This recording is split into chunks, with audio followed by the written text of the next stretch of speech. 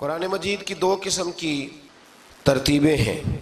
ایک قرآن مجید کی ترتیب وہ ہے کہ جس ترتیب سے قرآن مجید نازل ہوا، اور ایک وہ ترتیب ہے جس ترتیب سے نبی کریم علیہ السلام نے، حضور کے صحابہ نے حضور کی تعلیمات کی روشنی میں قرآن پاک کو جمع فرمایا۔ ایک ترتیب نزولی کہلاتی ہے، ایک ترتیب توقیفی کہلاتی ہے۔ جس ترتیب سے اسے جمع کیا گیا، نزول کے اعتبار سے قرآن مجید کی سب سے پہلی سورہ مبارکہ سورہ اقرا ہے۔ اس کی ابتدائی آیات نازل ہوئیں، اور ترتیب کے لحاظ سے جو مصحف کے اندر قرآن پاک میں ترتیب ہے، اس لحاظ سے قرآن مجید کی پہلی سورہ کا نام سورہ فاتحہ ہے۔ اور نبی کریم علیہ السلام نے فرمایا یہ سورہ فاتحہ اتنی شاندار ہے کہ ایسے کلمات کسی اور امت کو نہیں ملے جیسے اللہ نے سورہ فاتحہ میں ہمیں عطا فرمائے ہیں۔ قرآن پاک میں دو قسم کی صورتیں، ایک تو یہ میں نے عرض کر دی اس کی ترتیب، اسی طرح دو قسم کی صورتیں، کچھ مکی صورتیں ہیں اور کچھ مدنی صورتیں ہیں۔ ہمارے طالب علم اکثر اسکولوں اور کالجوں میں یہ سمجھتے ہیں کہ جو مکے میں نازل ہوئی وہ مکی ہیں، جو مدینے میں نازل ہوئی وہ مدنی ہیں، حالانکہ ایسا نہیں ہے۔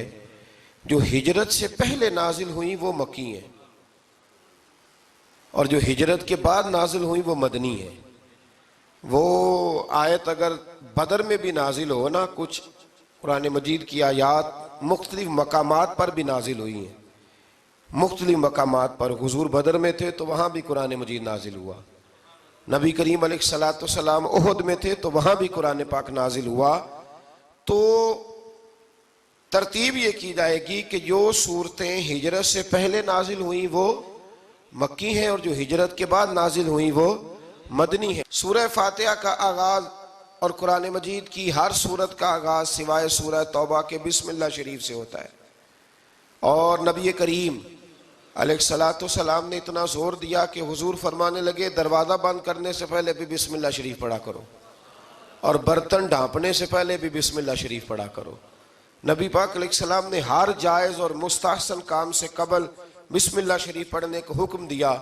بسم اللہ کے مفاہیم کیا ہیں؟ فرمایا بسم اللہ الرحمن الرحیم، اللہ کے نام سے شروع جو بڑا ہی مہربان نہایت رحم کرنے والا ہے۔ باقی ترجمہ کرنے والوں نے کہا کہ شروع اللہ کے نام سے، تو اعلیٰ حضرت فرمانے لگے کہ پھر تو شروع سے ہو گیا، پھر تو شروع سے ہو گیا، تو حضور پھر کیا ترجمہ کریں؟ فرمانے لگے یہ ترجمہ نہ کرو کہ شروع اللہ کے نام سے، بلکہ ترجمہ یہ کرو کہ اللہ کے نام سے شروع۔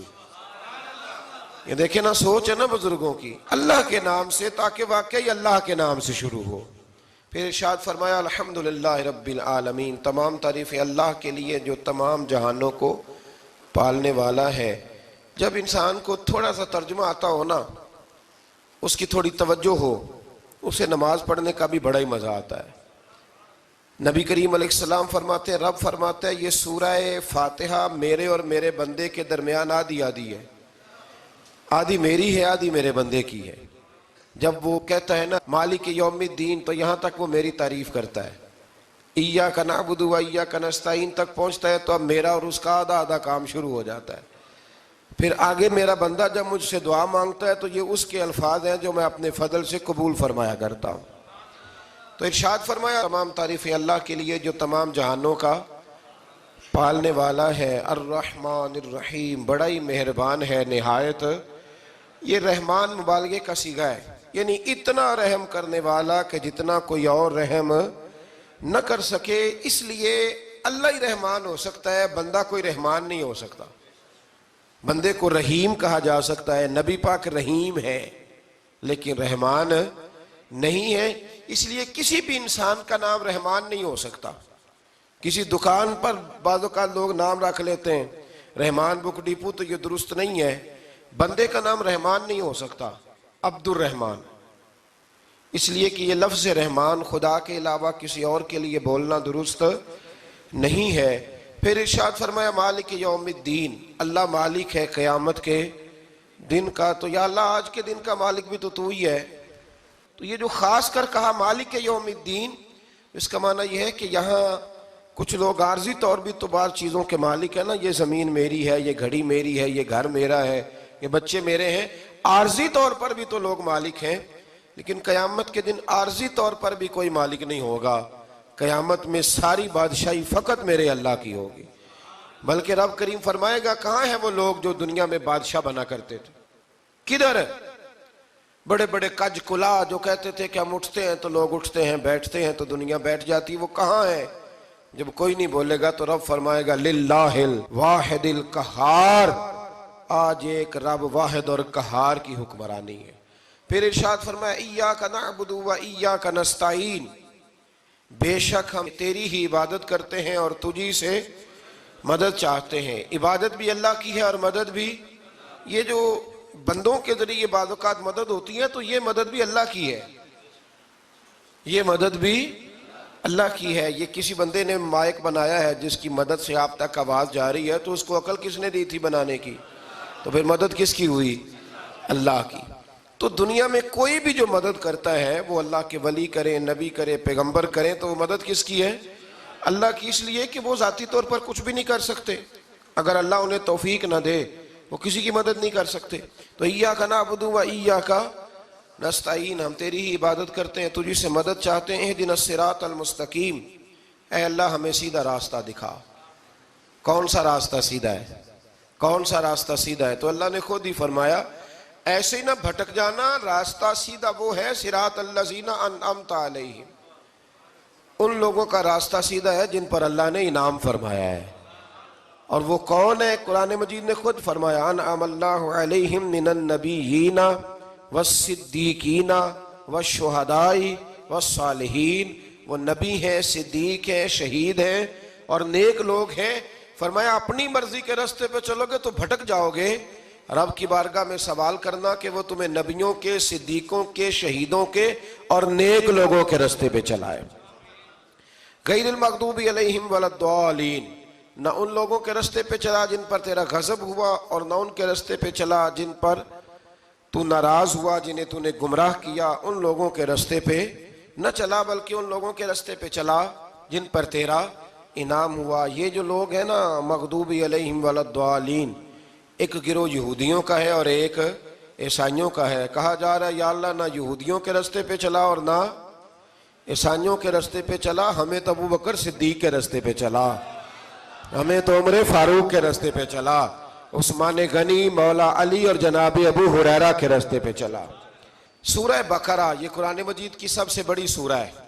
ایک حدیث اس کی فضیلت پہ سن لے، نبی کریم علیہ السلام نے فرمایا جس گھر میں سورۃ بقرہ پڑھی جائے نا، فرمایا جن کیا وہاں سے تو شیطان بھی بھاگ جاتا ہے۔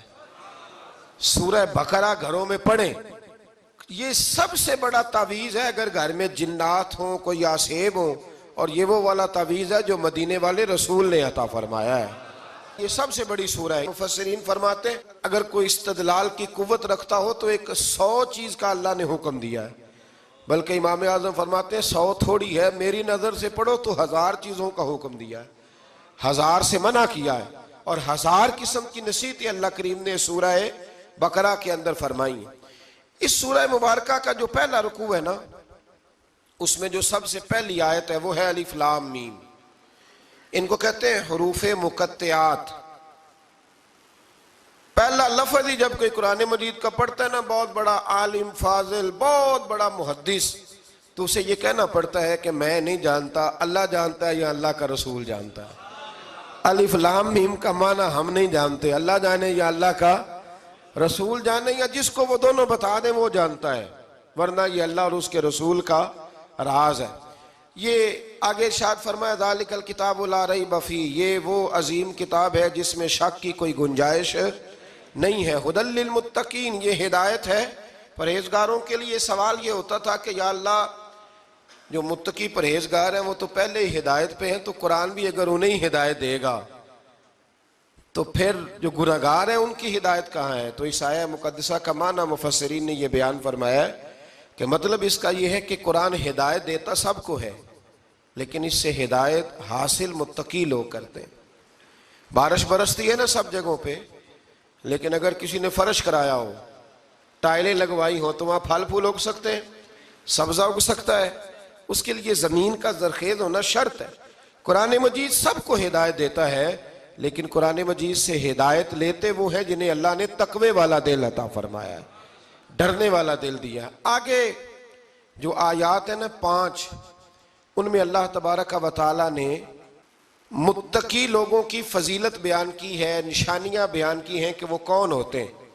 ان میں پہلا ارشاد فرمایا کہ متقی وہ ہوتا ہے جو غیب پہ ایمان لے آتا ہے، اس چکر میں نہیں پڑتا کہ آنکھوں سے دیکھوں گا تو مانوں گا۔ اور دوسرا فرمایا متقی وہ ہوتا ہے جو نماز قائم کرتا ہے اور اللہ کے دیے ہوئے رزق سے اللہ کے راستے میں خرچ کرتا ہے۔ اور تیسرا فرمایا متقی وہ ہوتے ہیں کہ محبوب جو قرآن ہم نے آپ پہ نازل کیا اس پر بھی ایمان لاتے ہیں، اور جو آپ سے پہلے نازل کیا گیا اس پر بھی ایمان لاتے ہیں، یعنی تورات کو، زبور کو، انجیل کو، اس کو بھی وہ مانتے ہیں۔ اور پھر اللہ کریم نے فرمایا اولئک علی ھدی من ربہم واولئک ھم المفلحون، یہ جو لوگ ہیں نا غیب پر ایمان لانے والے، نماز پڑھنے والے، زکوٰۃ دینے والے، پچھلی کتابوں کو بھی ماننے والے، نبیوں کو بھی ماننے والے، اور رسول پاک پر ایمان لانے والے، فرمایا یہ وہ لوگ ہیں جو اللہ کی طرف سے ہدایت پر ہیں، اور یہ وہ لوگ ہیں جو دنیا میں بھی کامیاب ہو جائیں گے اور آخرت میں بھی کامیاب ہو جائیں گے۔ پھر آگے نا اللہ تبارک و تعالیٰ نے کفار کا ذکر فرمایا ہے 3 آیات کے اندر۔ مومن کے بعد دوسرا درجہ کس کا ہے ذکر میں؟ کافر کا۔ پہلے بات ہوئی 5 آیات میں مومنوں کی، اب 3 آیات میں ذکر کیا گیا پکے کافروں کا۔ مومن وہ ہوتا ہے زبان سے بھی اللہ اور اس کے رسول کو مانے، ان کی لائی ہوئی چیزوں کو مانے اور دل سے بھی تسلیم کرے، اور کافر وہ ہوتا ہے کہ جو نہ زبان سے مانتا ہے اور نہ ہی دل سے تسلیم کرتا ہے۔ پھر اللہ تبارک و تعالیٰ نے 13 آیات کے اندر، 3 آیتوں میں کافروں کا ذکر کیا اور 13 آیات کے اندر پھر منافقین کا ذکر فرمایا ہے۔ منافق اس کو کہتے ہیں، منافق اس کو کہتے ہیں جو زبان سے تو دعوے اونچے اونچے کرتا ہے ایمان کے، لیکن اس کے دل میں ایمان موجود نہیں ہوتا۔ آپ حیران ہوں گے، یہیں پہ بات کو ذرا غور سے سمجھیں کہ مومنوں کا ذکر 5 آیات میں اور کفار کا 3 آیات میں، پکے کفار کا، اور منافقین کے لیے اللہ نے اگلے ہی رکوع میں 13 آیات بیان فرمائی۔ 13، یہ خطرناک گروہ ہے منافقین کا، یہ خوفناک لوگ ہیں، یہ وہ چھپی ہوئی بیماری ہے کہ جس کو پکڑنا تھوڑا مشکل ہے۔ کچھ بیماریوں کو ڈاکٹر کہتے ہیں نا یہ خاموش قاتل ہے، قتل کر دیتی ہے پر پتہ نہیں لگنے دیتی، اسی طرح منافقین کا ٹولہ ہے۔ قرآن مجید کہتا ہے ان منافقین کے بارے میں وَمِنَ النَّاسِ مَن يَقُولُ آمَنَّا بِاللَّهِ وَبِالْيَوْمِ الْآخِرِ وَمَا هُمْ بِمُؤْمِنِينَ، اے محبوب کچھ لوگ کہتے ہیں ہم اللہ اور آخرت پر ایمان لائے، لیکن وہ ایمان لانے والے نہیں ہے۔ تو جب رب کہتا ہے نہیں ہے، آج کسی کو کہہ دیا جائے نا کہ وہ بندہ جھوٹا کلمہ پڑھتا ہے، اس کی باتیں نہیں بتاتی، تو کہتے ہو آپ ایک کلمہ گو کو برا کہہ رہے ہیں۔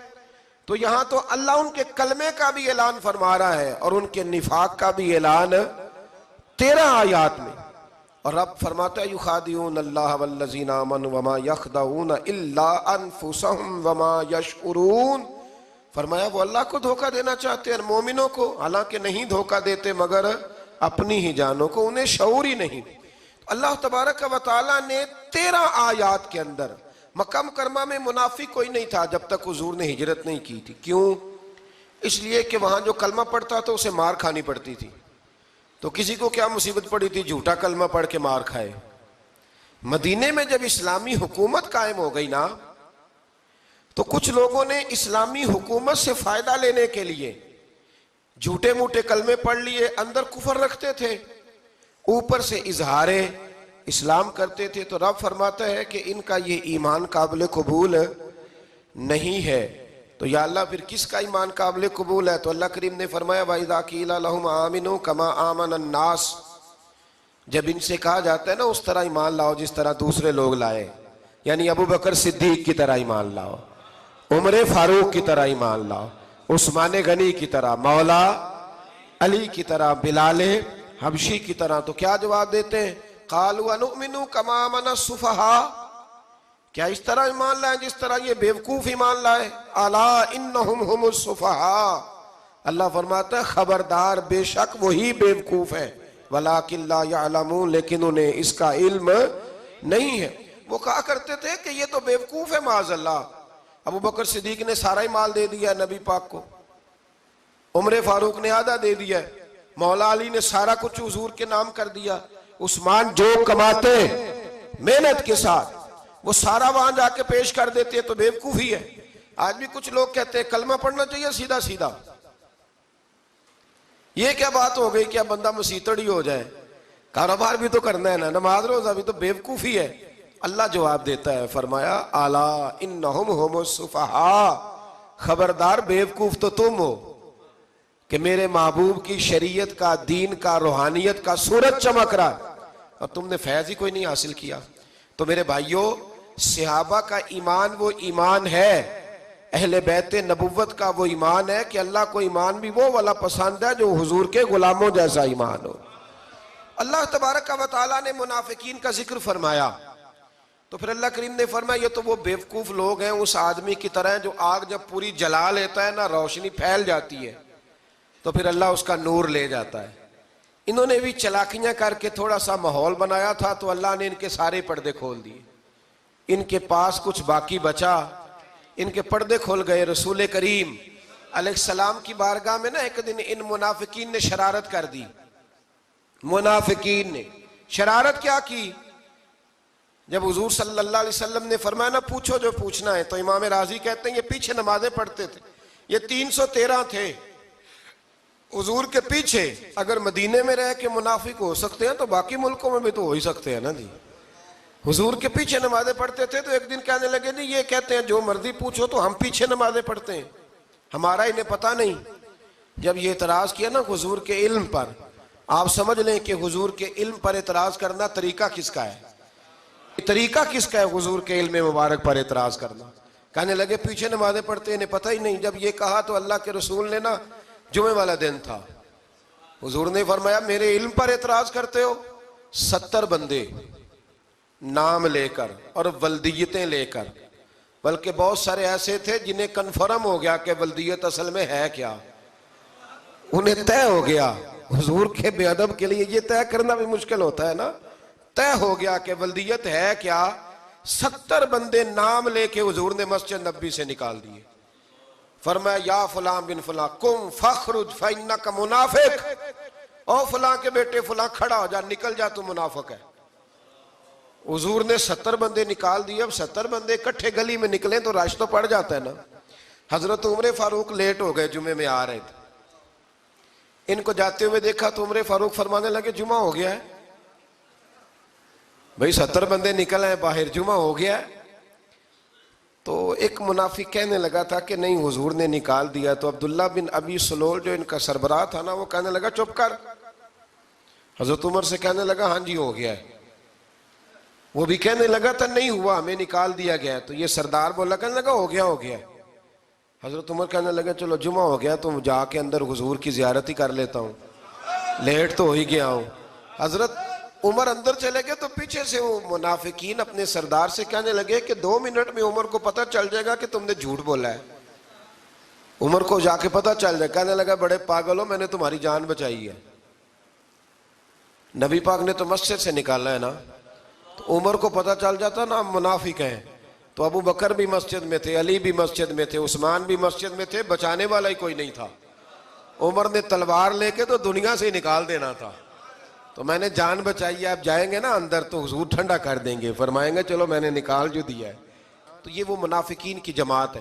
دوسرے سے تیسرے رکوع میں نا اللہ تعالیٰ نے انسان کو یاد کرایا ہے کہ تو نے عبادت اپنے رب کی کرنی ہے، اور فرمایا رب تمہارا وہ ہے جس نے تمہارے لیے زمین کو فرش بنایا ہے، آسمان کو چھت بنایا ہے، اور آسمان سے پانی برسا کے تو زمین سے پھل اگائے ہیں، رزقا لکم، وہ بھی تیرے کھانے کے لیے اگائے ہیں۔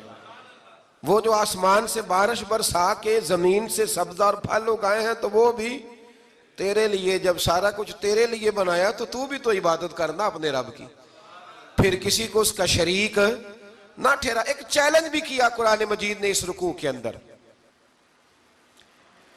کہا کرتے تھے مکے کے لوگ کہ آپ قرآن مجید کی آیتیں نبی کریم علیہ السلام سے کہا کرتے تھے کہ معاذ اللہ آپ خود بناتے ہیں، بنا بنا کے لاتے ہیں. تو اللہ کریم نے فرمایا وَإِن كُنتُمْ فِي رَيْبٍ مِّمَّا نَزَّلْنَا عَلَىٰ عَبْدِنَا فَأْتُوا بِسُورَةٍ مِّن مِّثْلِهِ. اگر تمہیں شک ہو نا اس میں جو ہم نے بندہ خاص پہ نازل کیا ہے تو تم بھی اس جیسی ایک صورت بنا کے لاؤ. پڑھے لکھے تو تم بھی ہو نا, مکے میں تم بھی رہتے ہو, تو ایک صورت بنا کے لاؤ. قرآن مجید ہم سے چھینا گیا ہے سازش کے تحت, اس لیے کہ جس قوم کو قرآن آ جاتا ہے نا پھر کوئی کافر اس کا مقابلہ نہیں کر سکتا. دیکھیں نا, اگر کافروں کے پاس جواب ہوتا قرآن پاک کا تو بدر اور احد میں نا کوئی آیت بنا کے لاتے, قرآن کے مقابلے کی تلواریں لے کے نہ آتے. ان کے پاس جواب ہی نہیں تھا. اور قیامت تک کسی کافر کے پاس قرآن مجید کا کوئی جواب, قرآن کا کوئی جواب, قسم اللہ کی جواب کوئی نہیں قرآن کا, اس کا کوئی جواب نہیں. کیا بات ہے قرآن پاک کی. وہ ایک دفعہ مسلمہ کذاب بے ایمان کہنے لگا میں نے بنا لیا ہے قرآن پاک کا جواب. معاذ اللہ, جواب کیا بنایا؟ وہ صورت ہے نا القاریۃ ما القاریۃ وما ادراک ما القاریۃ, کھڑکھڑانے والی کیا ہے, کھڑکھڑانے والی تمہیں کیا پتا کیا ہے کھڑکھڑی, قیامت کا ذکر ہے. کہنے لگا میں نے اس جیسی صورت بنا لیا. تو کیا بنایا؟ الفیل مل فیل وما ادراک ما الفیل. کہنے لگا ہاتھی, تمہیں کیا پتا کیا ہاتھی, تم کیا جانو کیا ہاتھی. تو پاس جو اس کے اپنے بیٹھے تھے نا چیلے, کہنے لگے چپ کر جا, سارے زمانے کو پتا ہے ہاتھی کیا ہوتا ہے. تو پاگل ہے, اس کے دو کان ہوتے ہیں, ایک سونڈ ہوتی ہے, چار اس کے پیر ہوتے ہیں. بیوقوف آدمی قرآن کا مقابلہ کرنا ہے تو کچھ چج کے ساتھ کر, پاگلوں کی طرح مقابلہ کرے گا, جوتے کھائے گا بھی ہمیں بھی پڑھوائے گا. تو قرآن مجید کا کوئی مقابلہ کر سکا؟ تو اس آیہ مبارکہ میں اللہ نے کافروں کو یہ کہا اگر مقابلہ نہیں کر سکتے تو پھر اللہ سے ڈرو ورنہ دوزخ میں ڈالے جاؤ گے. وہ جس کا ایندھن آدمی اور پتھر ہے, اور بنائی بھی کافروں کے لیے گئی ہے. اعدت للکافرین, جہنم کس کے لیے بنائی گئی ہے؟ کافروں اور منافقوں کے لیے. مسلمانوں کے لیے بنائی گئی. مسلمان مرضی سے چھلانگے لگائیں تو ان کی موج ہے, ورنہ ان کے لیے جہنم, ان کے لیے اللہ نے جنت بنائی ہے. اور یہ بات کرتے ہی رب کریم نے فرمایا اے محبوب علیہ السلام مومنوں کو خوشخبری دے دیں کہ اللہ نے ان کے لیے جنت بنائی ہے, اس میں باغات ہیں, انہیں رزق دیا جائے گا کھانے کے لیے, اور اس میں انہیں پاکیزہ بیویاں دی جائیں گی, اور پھر وہ اس میں ہمیشہ رہیں گے, انہیں اس سے نکالا نہیں جائے گا. آگے جو آیات کریمہ ہے نا اس کے اندر اللہ تبارک و تعالیٰ نے فرمایا ہے کہ اللہ حیا نہیں کرتا سمجھانے کے لیے مچھر کی مثال بھی دینی پڑے. فرمایا قرآن سے کچھ لوگ ہدایت حاصل کرتے ہیں اور کچھ گمراہ ہو جاتے ہیں. جب لوگ اپنی مرضی کی تشریحات چاہتے ہیں تو گمراہ ہوتے ہیں, اور جب قرآن کو رسول اللہ صلی اللہ علیہ وسلم اور امت مسلمہ کی تشریحات کی روشنی میں سمجھتے ہیں تو پھر اللہ ہدایت عطا فرماتا ہے.